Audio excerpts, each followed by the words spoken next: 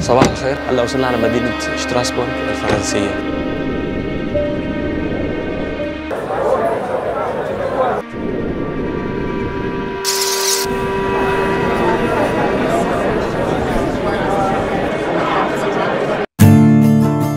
ألمانيا بالقطار تقريبا 5 دقائق. هذا هو البرلمان الأوروبي،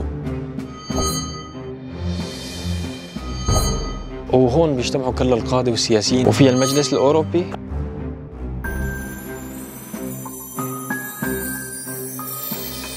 وصلنا هلا قدام الجامع اللي حكينا عنه. ومرحبا بسوريين. الإسلام يجب أن يظهر، والمسلمين يكون عندهم أماكن للعبادة مشرفة شكل وردة منفتحة. فبدنا نتعمق بالتفاصيل كلياتها بس نفوت على قلب المدينة.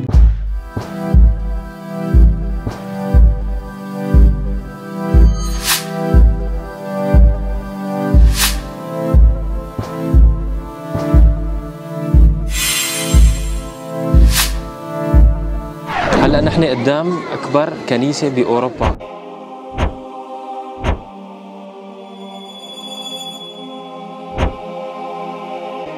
دائما بنلاقي اياها حفلة لي فور توريست. وهلا بده يقدموا عرض الأكل. Welcome to Strasbourg. Hi, so here we're in Alsace. Given bread, given food, given wine. And that's the story. رح ناخذ لقطات ثانية ونمشي بين المدينة كمان.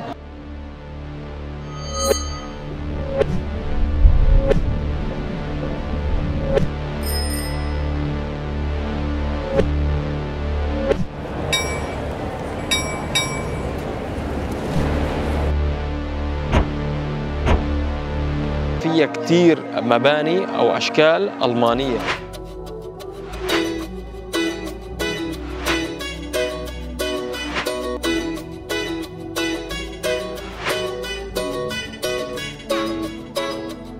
حلوة هاي.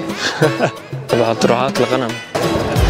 مات على يد طالب مصري بسنة 1800 بحملة نابليون. في جانب ايجابي وفي جانب سلبي، واحتلوها الالمان. ونحن هلا بحديقه اسمها اورانجن بارك.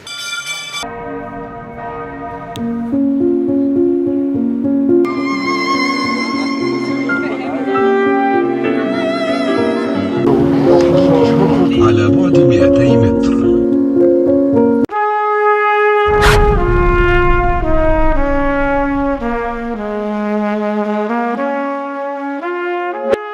مدينة شتراسبورغ هي من أحد أقدم المدن في أوروبا، فبدنا نتعمق بالتفاصيل كلياتها بس نفوت على قلب المدينة. حتى القطار ما بعرف إذا انتبهتوا ولا لا عليه علم ألمانيا فرنسا، لأنه القطار بينقل الناس من مدينة ألمانية إلى فرنسا، وأوريدي كمان بنفس الاتجاه بالعكس من فرنسا لألمانيا، لأنه ألمانيا بالقطار تقريبا 5 دقائق. هذا أحد الوسائل التنقل السياحية، بينقل السياح مشان يتفرجوا على المدينة. لحسن الحظ وين ما بنروح باوروبا دائما بنلاقي يا حفله يا بنلاقي مثلا مناسبه بنقدر نشارك فيها دائما نحن كمان.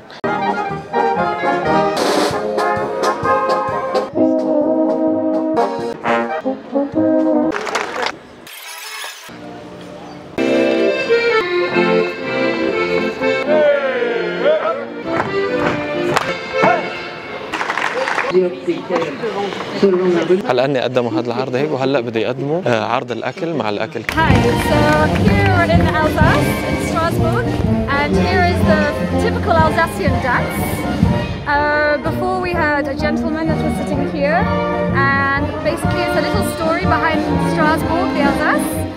And it's a very famous traditional story in the Alsace that there is a famous man in the community who basically is given bread, given food, given wine by the women of the Alsace, but he refuses everything. He has no choice, he doesn't want it, he wants nothing. All he wants is a woman. And that's the story. He just wants a woman. He doesn't want to eat anything.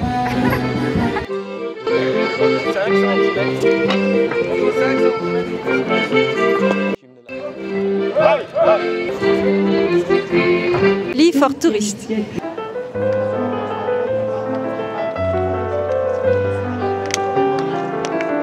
هلا نحن قدام اكبر كنيسه باوروبا او ثاني اكبر كنيسه باوروبا من حيث الارتفاع والقدم. القدم تعتبر اقدم كنيسه باوروبا هي كنيسه نوتردام. نحن لما كنا بباريس كمان في كنيسه كان اسمها نوتردام، بس هي نوتردام بس شتراسبورغ. نحن هلا بمدينه شتراسبورغ، انبنت بسنه 1200 يعني انبنت بالقرن الثاني عشر للميلادي، واستغرق بناء 258 سنه يعني للقرن الخامس عشر، من سنه 1200 لسنه 1500 تقريبا 250 ل 300 سنه ضلوا يبنوا بهاي الكنيسه. وبعدها بسنه 1600 تم تزيين البناء من برا ومن حواليها بالزخرفه القوطيه القديمه والبناء القوطي بشكل عام. وفيها هاي الساحه الكبيره. الساحه الكبيره هاي عباره عن ساعه فلكيه قديمه بنلاقيها باغلب الكنائس الاوروبيه واغلب كنائس العالم القديمه. الساحه الفلكيه اللي كان الناس كلياتها تشتغل عليها، والمدينه كلياتها وخاصه الكنيسه هاي محطوطه بقائمه اليونسكو للتراث العالمي. لفتره بناء هاي الكنيسه كانت هي ثاني اطول مبنى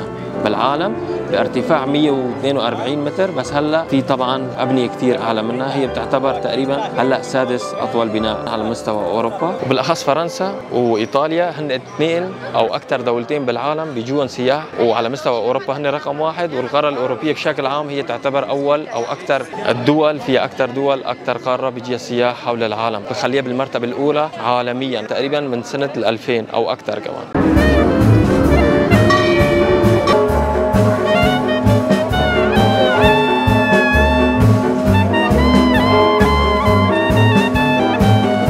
من أهم المعلومات الثانية إنه مدينة شتراسبورغ إذا بتمشي فيها بتلاقي إنه فيها كثير مباني أو أشكال ألمانية، لأنه بسنة 1000 وتقريبا و900 بالحرب العالمية الأولى الألمان احتلوها، وقبل كمان احتلوها وضلوا فيها بحدود 47 سنة لحد تقريبا 1918 ألمانيا خسرت الحرب العالمية الأولى ورجعوا على بلادهم وسلموا شتراسبورغ للبلد الأم اللي هي فرنسا. ولهذا السبب كمان بتلاقي بالحرب العالمية الثانية تهدمت كل ألمانيا. أشكال البناء الألماني ما موجود، القديم ما موجود كثير، بس هاي المدينة بالحرب العالمية الثانية كانت لفرنسا وما انقصفت مثل المدن الألمانية الثانية. بتلاقي فيها طراز البيوت الألمانية القديمة، يعني حتى الألمان ما عندهم هذا الطراز من البيوت لأنه دمرت كل بيوتهم بالحرب العالمية الثانية. المدينة طبعا فيها كثير أماكن ثانية كثير حلوة، فيها جامع كبير، فيها جامع كثير كبير صممه واحد إيطالي، بدنا نروح بعد شوي على الجامع، وفيها كثير شغلات ونشاطات ثانية. أنا بالفيديو ما بحب أحكي على الأسعار لأنه دائما موضوع الأسعار بيختلف مع مرور الوقت والزمن، بالأخص بالفترة الحالية يعني، فما في أسعار ثابتة عن هذا الشيء. بس أنا دائما بجي بسيارات على الأماكن وبحجز أوتيلات عن طريق الأونلاين، فبكون أحيانا الأوتيلات رخيصة أو غالية. لهذا السبب بحجز قبل بأسبوع، مثلا مثل اليوم جينا رح نضل يوم واحد أو يومين. الأوتيلات بشكل عام هون مو غالية كثير. حلوة هاي ولا هاي أحلى؟ هدول نسوان هاي أحلى. ها هاي هون هاي أضبط وحدة. هاي هيك تبعت رعاة الغنم، رعاة الدجاج. حلوة. هلا نحن قدام او جوا متحف الفن المعاصر، بس ما رح نفوت، بغير مرة اذا جينا رح نفوت.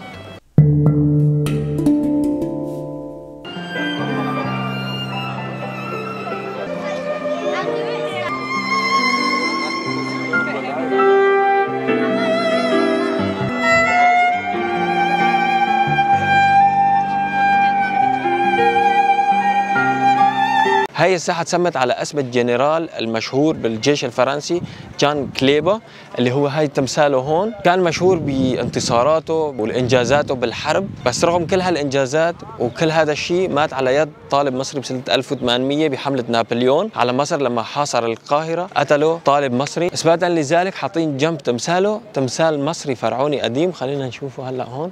اثباتا لذلك حاطين هذا التمثال، هاي تمثاله جان كليبا، وهذا تمثال فرعوني مات على ايد طالب مصري بسنه 1800. يعني بعد هالانجازات كلياته طالب ضربه بالمدرسه وقتله.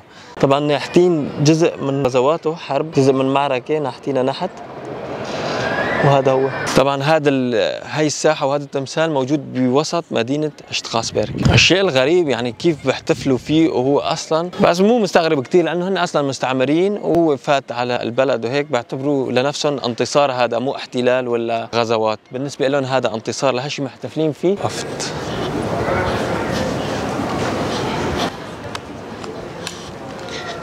طبعا طبعا مثل ما شفتوا مثل في جانب ايجابي وفي جانب سلبي. المشردين هون باوروبا بشكل عام بيناموا بالشوارع وبالزوايا مثل ما شفنا هلا بكل مكان باوروبا موجود نفس هاي الصور. طبعا في دول اكثر وفي دول اقل، مثلا بالمانيا كمان في هذا الشيء بس حسب المناطق، وبفرنسا في كثير انا شفت هذا الشيء. طبعا موجود هذا الجانب السلبي بكل مكان. ممكن كمان نحاول اذا اي مدينه رحنا نطالع منها اغلب من جانب ايجابي وجانب سلبي كمان.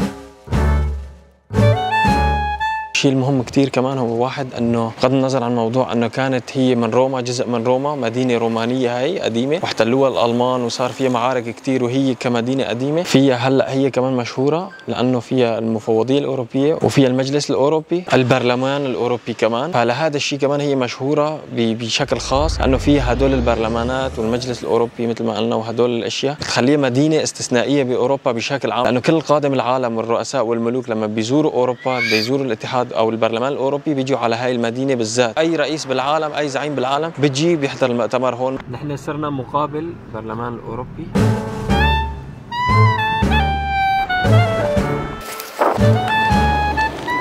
هذا هو مقر القنصليه، بالطرف الثاني مقر حقوق الانسان والبرلمان الاوروبي والمجلس الاوروبي هو بالصدر هذا الكبير. بدنا نروح هلا نحن على الطرف الثاني نورجيكم البرلمان الاوروبي وبيكون اكبر من هيك بكثير. يلا خلينا نروح على الطرف الثاني. هذا هو ما فينا نفوت لانه مسكر، اذا جينا شي مره ثانيه بنفوت كبرلمانيين ولا جوا وبنورجيكم كل شيء من جوا. هذا هو البرلمان الاوروبي، وصلنا لقدامه. كنا رح نفوت بس للاسف مثل ما قلنا اليوم احد ما فينا نفوت، لانه فينا نفوت لجوا القاعه حسب ما قرات ببعض المقالات انه فينا نفوت لجوا. بس شوف يعني حتى المنطقه اللي موجود فيها البرلمان تختلف عن المناطق الثانيه اللي موجوده بشتراسبورغ ولا بفرنسا بشكل عام. هاي المنطقه كلياتها، وهون المنطقه البيوت العاديه الهوسات. بدنا نروح شوي لقدام.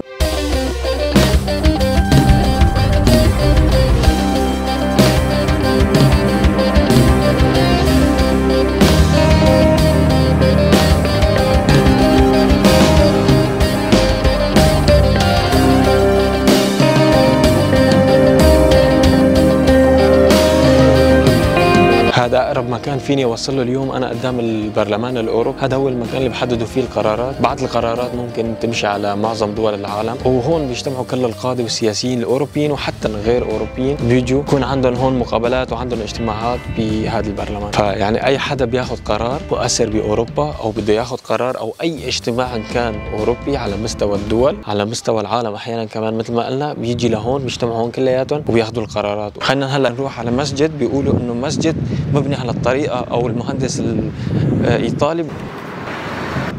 وصلنا هلا قدام الجامع اللي حكينا عنه، هو بقلب مدينة شتراسبورغ مثل ما قلنا، مساحته 10,000 متر، تم تصميمه من قبل المصمم الإيطالي باولو بورتوغيسي. جامع كتير كبير. هلا أنا نفوت لجوا كمان. هذا شكل الجامع من برا، مخدم من كل النواحي. شايفين هلا مساحته هذا كله. طبعا الكاميرا وايت انجل لهالشيء مبين انه صغير، بس هو الجامع كثير كبير. مرحبا بكم في مسجد ستراسبورغ، مسجد كبير ما شاء الله وتحفه، ومرحبا بالسوريين اخواننا السوريين، ومرحبا بكل العرب ان شاء الله. يعطيك الف عافيه. ربي يحفظكم ان شاء الله. رح نفوت هلا نسال الناس اللي صار لها تقريبا 30 40 و50 سنه هون، فبدنا نسالهم عن تاريخ المدينه وتاريخ الجامع، ايمتى تاسس وكيف تاسس. هذا المكان للنساء. اشتروا مكان في وسط المدينة، ومن هناك انطلق العمل النشاط يعني الإسلامي في ستراسبورغ، وبدأ ينتشر. يعني بدأوا الأحياء حتى هم ينشطوا وبدأوا يكونوا جمعيات، أسسوا جمعيات في كل حي. وبدأوا في سنة 2000 قمنا بمباراة دولية شارك فيها 5 مهندسين كبار من كبار المهندسين في العالم. اللجنة كانت لجنة الاختيار، كان فيها مسؤولين من جمعية المسجد، كان هناك مهندسين، وكان طاقم أيضا من البلدية أيضا ساهم في اختيار. وأشهرهم كانت زها حديد، هذه مهندسة مشهورة أصلها عراقي وهي عندها جنسية بريطانية، توفيت منذ 3 سنوات تقريبا. عندها مشاريع كثيرة في العالم، كان كيعطيهم ذاك القبو، هناك يقيمون قاعة الصلاة. فكان المهم هذه الفكرة بدأت تتغير، يعني أن الإسلام يجب أن يظهر والمسلمين يكون عندهم أماكن للعبادة مشرفة. بارك الله فيكم وربي يوفقكم إن شاء الله. بارك. اللون الأزرق للإشارة إشارة بأنه مكان للعبادة والصلوات بما أنها تصعد إلى السماء ولون السماء أزرق. اللون البني هذا للإشارة للأرض. الشكل الخارجي، اللجنة التي أشرفت على هذه المباراة كان من شروطها أن الشكل الخارجي يجب أن يكون يتأقلم مع الهندسة المحلية. هنا الألزاسية الفرنسية أعطى شكل جديد لمسجد من الخارج، شكل وردة منفتحة ليشير أن هذا مكان أيضا منفتح على باقي الديانات. النقش على الجبس كأندلسية هو. ومن هون أنا بقول لكم سلام. اليوم هي آخر لحظة بالفيديو، بتمنى تشاركوا الفيديو مع رفقاتكم ولا تنسوا تشتركوا بالقناة وتحطوا لنا لايك وتستنونا بفيديو جديد تاني مكان تاني برا أوروبا. وسلام. نحن هلا بحديقة اسمها أورانجن بارك، هاي بتكون آخر محطة لنا، وحطونا بالتعليقات إذا في أماكن تانية بفرنسا حلوة نزورها مثلا.